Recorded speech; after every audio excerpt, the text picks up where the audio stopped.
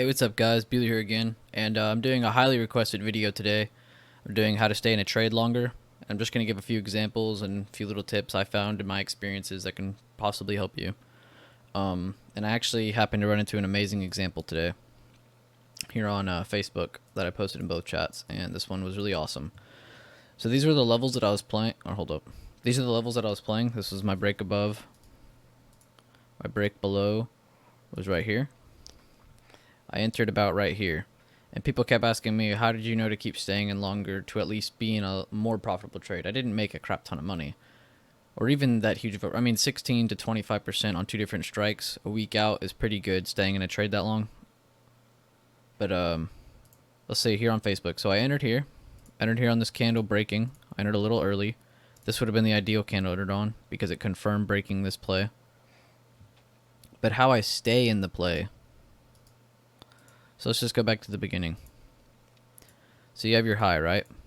So mark that. That's your higher high. That's your high of the day. That's where you don't want to see price go back above if you're trying to play puts. So let's say you even grab puts there. You could even have shorted it from there. You have some god power and you for some reason just started shorting it from the high of the day. What is going to stop you from exiting? Or cutting losses or being scared and just staying in your... What's going to keep you in that position? Well, you got to build some confidence. This doesn't just happen overnight. It's going to take time. This all takes practice and growth. That's all this is. You are not going to become a strong hand trader overnight. This takes time. So right here, that's your high of the day, right? Let's say you had that god power and you entered puts. Well, you should only have a few reasons to exit. And what I said in chat was, when you trade or do anything in life, you do it for a reason, right? So why not apply that logic to trading? I thought it would fall. I entered puts below the pre-market break, just like we practice every single day on stream in my videos and here in chat. Then we wait until one of three things to happen. One, we sell when our target level / target prices hit so we can take profits and move on. What I mean by that is, let's say when I didn't, let's say on my position. We're not going to make up that scenario. I'm going to go off my actual position. I actually did enter on this candle. Top of that candle entered early. Nothing should stop me from exiting this trade. When it goes down to my target. My target was, let's back it up, was this line, the 197. Now, that is being a little crazy considering that's pretty much all from earnings. But the 200 psychological hold number is still there. And that's just without saying. That just goes without saying. So 200, let's mark that. So let's say 200 is my target. I don't want to sell until it gets to that 200 level. Well, probably going to have to be dealing with the stock that's going to be doing this all day.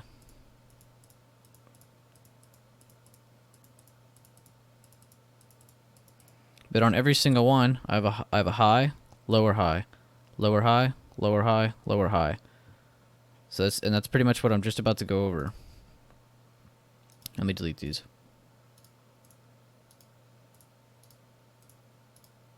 Just trying to give you all a good picture because it's hard to see with all these candles, but I'm going to give you all the best picture I possibly can. So that's my price target. I'm not exiting. My goal is to get to that line. 2, hold until you have a reason to exit early, breaking trend, breaking your comfort zone, or in this case with Facebook when it just kept going down and down, fighting its ass off to not fall, but a reason to go up never came either. So holding is what you would do in this scenario. 3, cutting losses after it hits back above where you first entered. Everyone is different, so everyone is going to cut it differently. Some people will wait until a certain percentage is hit, a certain level is hit. Just make sure you have a reason no matter what you decide. Even right now, and this is when I was sending this, even right now as I'm typing this, Facebook came back up and didn't break trend yet again, yet I see people saying it's pumping. It takes time and practice to build stronger hands, so don't be mad when you can't hold the trade early on. It's a feeling you have to get used to. Right here on this, when I got down here, I was explaining myself to people, and they were saying, Facebook's pumping, Facebook's pumping. Well, it also came back up and made another lower high, making my point more valid. Got your lower high. Got your lower high. Lower high. Lower high. Lower high. Lower high. So why would I ever exit? There would be no reason to exit that. It never came back up and broke back up into here. It never reversed the trend. It never changed what was going on. And the chart I posted in chat looked like a little like this, where I would mark the top of every lower high. Why would I exit if it never even came back up above that? I'm still in a downtrend. Last time I checked, the trend is your friend. So there's no reason to exit. Only thing stopping you there is your emotions. So you need to emotionally build yourself stronger. And the only way to do that is practice, by doing this more and more. But that's how you look at it. So in that scenario, when we're playing puts, where's the reason for me to exit? Yeah, I had plenty of blue candles come back up, but it never changed trend. Even right now, I could take profits right now.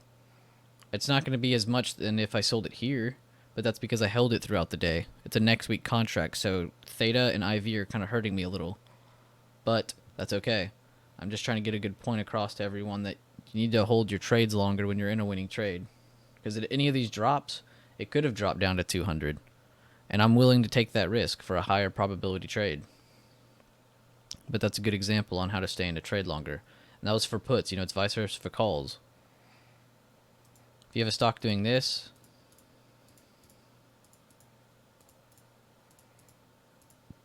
why would you ever exit?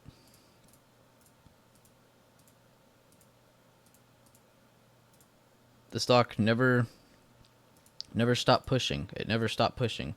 Never stopped pushing. So there was no reason to stop. Now, if I had it right here, let's say it did come up right here. It did come up, and I start to get worried. Well, because that's where I entered. Then yeah, that's my higher high. That's my original higher high that I'm looking out for. So if this level is held, then I should technically be holding still.